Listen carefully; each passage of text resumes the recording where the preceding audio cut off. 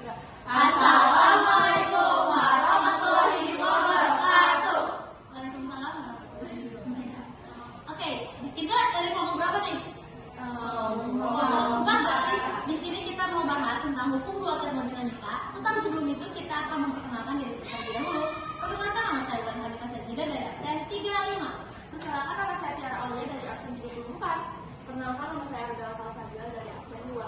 Perkenalkan, nama saya Raisa Nasrullah dari absen 25. Perkenalkan, nama saya Ibu Kayakardani dari absen 15. Perkenalkan, nama saya Falisha dari absen 16. Oke, kita mulai pembahasan yang pertama ya guys, tentang bunyi dari hukum dua termodinamika tersebut. Apa tuh? Silakan. Oke, jadi di sini ada bunyi hukum dua termodinamika. Yang pertama itu, kalau secara spontan mengalir dari benda bersuhu tinggi ke benda bersuhu rendah, dan tidak mungkin si kalor itu mengalir dari benda bersuhu rendah ke benda bersuhu tinggi. Nah, jadi di hukum dua termodinamika ini dijelaskan bahwa si kalor itu secara alami mengalir dari suhu yang tinggi ke suhu yang rendah, dan tidak mungkin juga dari suhu yang tinggi kecuali dengan paksaan atau bantuan dari luar. Nah, contohnya itu kayak es batu yang dicelupkan pada teh panas. Nah, si teh panas itu membuang kalor, dan sedangkan si esnya itu menerima kalor. Jadi si esnya itu meleleh karena dia menerima kalor dari si teh panas itu. Nah, lengkap banget gak sih? Ini kita mau dilanjut nih sama rekan kita selanjutnya. Oke, tadi jelas banget gak sih yang dijelasin Bella? Di sini kita mau ngejelasin lebih lanjut tentang bunyi hukum dua termodinamika ya guys. Oke. Lanjut, yang kedua itu ada total entropi jagat raya yang tidak berubah. Artinya itu tidak akan terjadi. Pada proses ini reversible, proses yang berlangsung pada dua arah atau bolak-balik, di mana delta S sama dengan 0, namun akan bertambah pada proses irreversible. Prosesnya itu proses berlangsung pada satu arah dan di mana delta S lebih besar daripada 0. Nah, oke. Lanjut. Kesini deh, aku mau baca soalnya aku ngapalnya, tapi nanti jelasinnya boleh. Boleh, di sini mau dijelasin lebih lanjut ya. Gimana Bella? Nah, yang ketiga itu tidak mungkin membuat suatu mesin kalor yang bekerja dalam suatu siklus yang semata-mata menyerap kalor dari sebuah reservoir yang mengubah seluruhnya menjadi usaha luar. Nah, usaha luar itu suhu yang lebih rendah memberi kalor ke suhu yang lebih tinggi dengan bantuan energi atau usaha luar. Contohnya itu AC. Jadi AC itu dia mengambil kalor dari ruangan gitu ya. Betul. Jadi si AC itu dia nyedot kalor dari ruangan, lalu si kalor itu dibuang ke luar. Nah, itu dibuang itu lewat alat yang biasa itu AC ada dua alat, kan ada AC-nya dan ada kayak kipas yang kotak gitu. Yang suka di belakang gak sih? Yang di belakang Nah, itu. betul. Nah, terus usaha luar itu dari listrik. Nah, kalau misalkan listriknya dinyalakan, AC kan bekerja. Nanti si AC-nya itu menyedot kalor yang ada dalam ruangan itu untuk dibuang keluar. Nah, dibuang keluar itu ke lingkungan, di mana lingkungan itu suhunya itu lebih tinggi. Nah, nanti di situ dijelasin di mesin pendingin ya guys, boleh? Kita langsung ke mesin Carnot atau mesin panas. Lalu untuk pembahasan selanjutnya ada mesin Carnot. Jadi mesin Carnot ini merupakan mesin yang mana pada zaman dahulu dibuatlah konsep oleh Sadi Carnot, yang mana pada awalnya dia itu memikirkan gimana sih cara membuat mesin kalor itu bekerja seefisien mungkin. Jadi gimana sih cara mesin kalor itu bisa bekerja sampai ke titik tertinggi efisiensinya, sehingga ditemukanlah konsep mesin Carnot ini. Namun konsep mesin Carnot ini hanyalah sekedar konsep yang mana belum terrealisasikan di kehidupan sehari-hari. Jadi gimana sih cara menerapkan mesin Carnot ini? Ada 4 tahapan menurut Sadi Carnot. Bisa dilihat di grafik ini. Untuk penjelasannya bisa dilihat akan dijelaskan di papan tulis. Jadi untuk tahapan pertama yaitu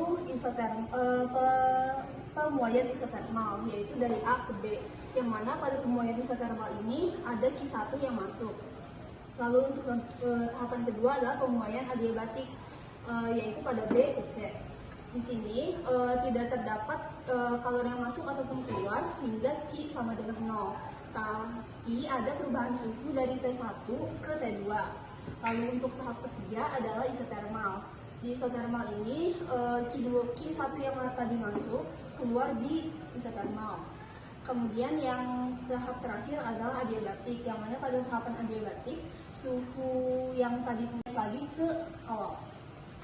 Sehingga dari penjelasan tadi didapatkanlah rumus seperti di berikut ini, yaitu W sama dengan Q1 dikurangi Q2, yang mana W sama dengan usaha, Q1 sama dengan kalori yang diserap dari reservoir suhu tinggi, dan Q2 adalah kalori yang dilepas ke reservoir suhu rendah. Aku mau nambahin aja dari yang Kalisya. Kan Kalisya itu di sini ada rumus W sama dengan Q1 min Q2. Nah, Q1 itu yang suhu tinggi, Q2 itu yang suhu rendah. Nah, kenapa sih yang Q1 itu harus yang positif, tapi kalau yang Q2 harus negatif? Soalnya kayak begini. Nah, ini kan lingkungan. Lingkungan bisa kita sebut sistem. Nah, kalau misalnya Q1 yang dari suhu tinggi, terus ngasih kalor, nah nanti si sistem lingkungan ini bakalan menyerap kalor. Nah, kenapa positif? Karena gini, kita fokus ke sistemnya. Kalau misalnya sistemnya menyerap, berarti dia kalornya bertambah. Nah, makanya itu positif. Sedangkan kalau yang Q2, dia suhu rendah. Si sistemnya ini melepas kalor. Berarti kalau melepas itu kan negatif. Nah, makanya Q2 yang di sini itu negatif. Sedangkan kalau yang W ini berbanding terbalik sama yang Q. Kalau misalnya W sistem ini melakukan usaha, maka dia positif. Sedangkan sistem yang menerima usaha, jadi sistemnya usaha dia nerima, si sistemnya nerima usaha, dia negatif kayak gitu. Terus dulu. Nah, ini kan tadi yang udah disebutin Kalisya, mesin Carnot sama mesin. Jadi kalau di efisiensi itu ada mesin Carnot sama mesin real. Nah, sekarang aku mau jelasin mesin real dulu. Nah, di sini ada mesin real nih. Bentar, aku tulis di papan tulis. Yang pertama, efisiensi. Yang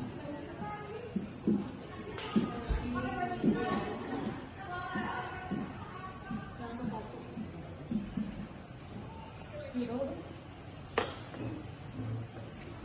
Kita lanjut aja ya guys. Yang ke satu itu kan mesin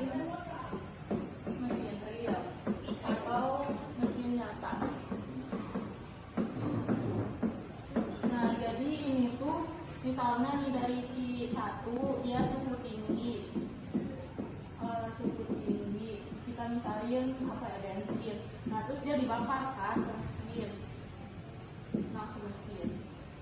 Nah, nanti hasil dari pembakaran di sini tuh ada yang jadi hasilnya usaha mekanik. Nah, makanya si mobil kalau di kendaraan dia bisa bergerak. Terus ada sebagian yang dibuang ke suhu rendah. Biasanya kita tahu kalau misalnya gas buangan itu kan di knalpot. Jadi kayak gini, dari yang suhu tinggi misalnya bensin dibakar ke mesin, sebagian jadi usaha, sebagian lagi dibuang ke suhu rendah yaitu knalpot. Nah, untuk rumusnya sendiri, kalau efisiensi itu ini eta sama dengan W per Q1 dikali 100%. Nah, di sini kan kita tahu W ini dari yang rumus yang udah di Kalisya. Nah, kita bisa ganti W-nya sama Q1 min Q2 per Q1 kali 100%. Nah, sekarang ini aku nulis ke sini aja. Ini kan Q1 per Q1 kan bisa jadi 1, ya kan? 1, terus ini min Q2 per Q1, ya kita tulis lagi aja. Kali 100%. Jadi rumus mesin efisiensi mesin real itu ini 1 min Q2 per Q1 kali 100%. Ngerti guys? Terus yang kedua, efisiensi itu ada mesin Carnot.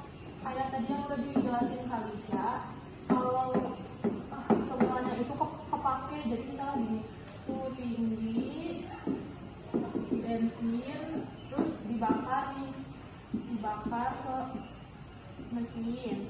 Nah, kan kalau tadi mah ada sebagian yang dibuang, ada yang jadi usaha. Kalau mesin Carnot mah semuanya jadi usaha, 100% jadi usaha kayak gitu.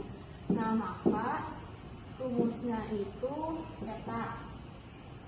Kita sebelumnya tahu gini, kalau Q1 per Q2 sama dengan T1 per T2. Nah, terus kan yang tadi yang rumus efisiensi itu ini, kita tulis lagi aja sama Q1 min Q2 per Q1 kali 100%. Nah, tapi kan kita tahu di sini kalau Q1 itu sama dengan T1. Jadi Q1 itu berbanding lurus sama T1. Jadi kita bisa ganti kalau Q3 itu diganti sama si yang T.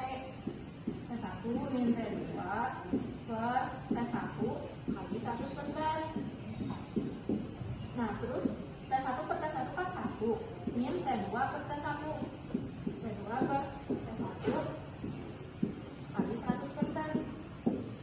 Nah, jadi kalau yang ini buat rumus efisiensi mesin Carnot. Jadi kenapa perbandingan? Guys, tadi udah dijelasin ya hukum 2 bunyinya apa, terus mesin Carnot, mesin panas tuh kayak gimana. Nah, sekarang kita akan masuk ke musim dingin. Musim pendingin. Ih, dingin banget gak sih? Nah, musim pendingin kita bakal dijelasin sama aku, Ulan, sama Raisa. Oke. Nah, selanjutnya kita masuk ke mesin pendingin. Yang pertama-tama ini tuh ada penjelasan umum. Kita lihat. Nah, jadi di mesin pendingin itu terjadi aliran kalor dari reservoir bersuhu rendah ke reservoir bersuhu tinggi dengan melakukan usaha pada sistem. Juga mesin pendingin itu bukan mesin ideal ya. Dan usaha yang dilakukan oleh mesin pendingin itu bisa dilihat rumusnya. Itu tuh W sama dengan Q1 min Q2. Di mana Q1 tuh reservoir bersuhu tinggi yang keluar dan Q2 tuh reservoir bersuhu rendah yang masuk. Lanjut. Selanjutnya kita lihat di sini ada koefisiensi performansi.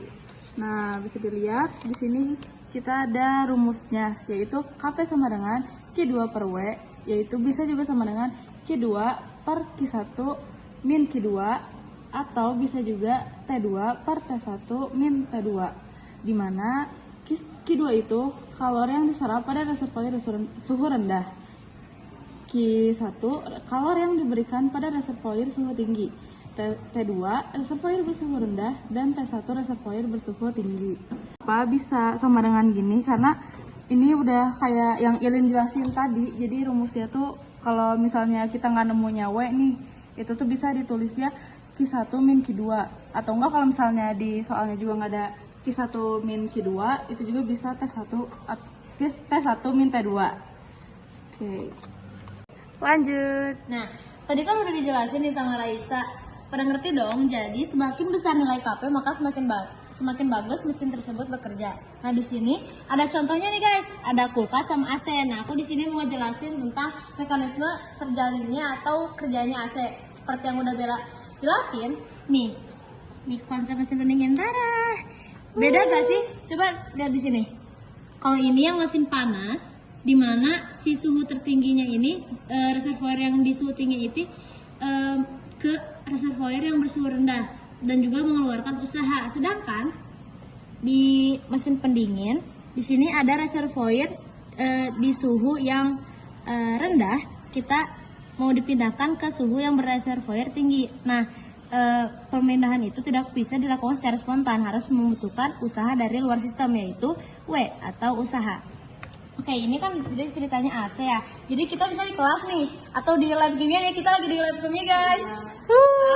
Misalnya di lab kimia, kita ada AC nih.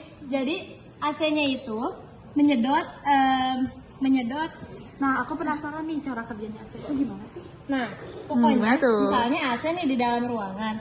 Nah, AC ini menyedot kalor yang ada di dalam ruangan. Berarti kan otomatis si ruangan itu menjadi lebih dingin kan, karena kalori yang diserap oleh AC itu dibuang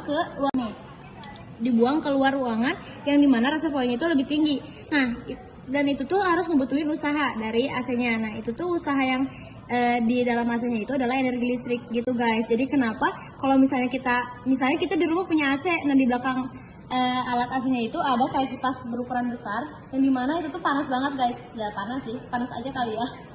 Panas aja, jadi kayak mengeluarkan si kalori tersebut ke reservoir yang lebih tinggi. Oke. Nah, udah dijelasin kan guys. Nah, di sini ada pembahasan soal. Jadi mungkin bingung ya di sini rumus-rumusnya buat apa aja. Kayak banyak banget rumus, sedangkan kita nggak tahu nih contoh-contoh soalnya kayak gimana. Nah, kita akan baca di sini. Baca, Rai. Nah, sebuah kulkas memiliki suhu rendah min 13 derajat Celcius dan suhu tertinggi 27 derajat Celcius. Kalori yang dipindahkan dari reservoir suhu rendah adalah 1300 Joule. Maka usaha yang diperlukan adalah berapa di sini. tuh? Berapa tuh? Nanti kita akan bahas bareng-bareng ya. Stay tuned. Nah, S1 27 derajat Celcius. Kemudian kalori yang dilepaskan itu ya. 1300 Joule. kalori yang dilepaskan berarti Q1. Oh, ini pakai rumus Q1 per Q2 sama dengan T1 min T2 nggak sih? Betul banget gak sih? Berarti ini 1300 Joule. Yap. Nah, ini harus kita ubah, dikonversikan ke Kelvin. Negatif 13 Maka harus Kelvin tuh. karena Kelvin adalah satuan internasional guys. Ya, jadi harus menggunakan Kelvin. Ih. Negatif 13 ditambah 273 berapa tuh? Kalkulator guys. Enggak apa-apa guys, pakai kalkulator. 290 guys. 290 gak sih? 286. Berapa ya? 286 Kak. Hitung dulu ya guys. 287. 287. Kak, 27 ditambah 273 300 Kak. Nah, kita masuk ke jawabannya guys. Nah, kita pakai rumus yang Q1 dibagi Q2 sama dengan T1 per T2. Nah, Q1 ini sudah diketahui 1300 Joule. Nah, kita Q2-nya nggak diketahui nih. Kenapa? Bentar guys, kan ini kenapa kita nyari Q2-nya dulu? Oh, iya. Karena gini, kan kita nyari W, kan rumus W itu sama dengan Q1 dikurangi Q2, sedangkan kita kan total Q2-nya. Nah, makanya sekarang kita nyari Q2-nya pakai rumus ini. Gitu guys. Oke, kita lagi ya guys. T1-nya itu adalah 300K.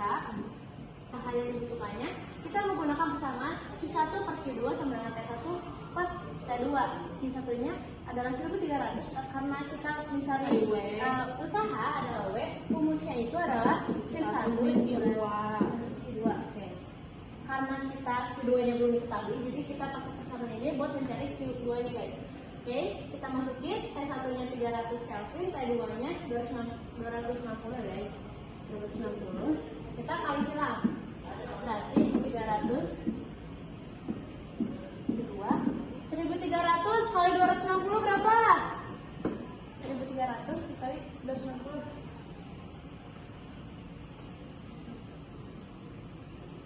338.000.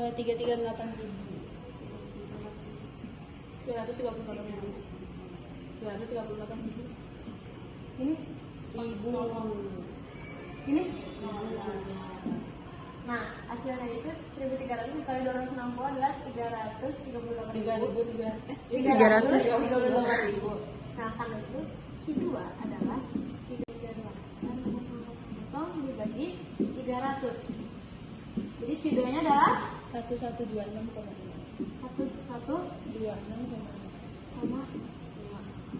Joule. Karena kita udah ketahui Q2-nya, jadi kita masukin aja guys. W sama dengan Q1-nya 1300 Joule dikurangi itu 1126,5 Joule. Jadi W adalah berapa? Ayo guys, tolong guys. Nanti di stop aja ya. Iya. 173,1. Oke, jadi W-nya adalah 173,5. Oke, Joule. Jadi usaha yang dibutuhkan adalah 173,5 Joule. Sekian, terima kasih. Sekian pemaparan kami tentang kedua termodinamika. Semoga bermanfaat. Wassalamualaikum warahmatullahi wabarakatuh.